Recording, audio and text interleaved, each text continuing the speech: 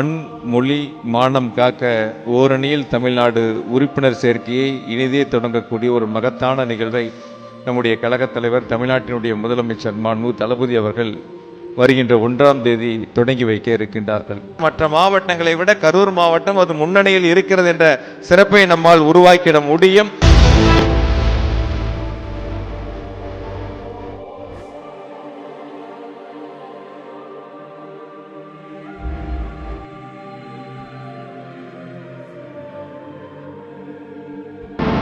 Tamil Nadu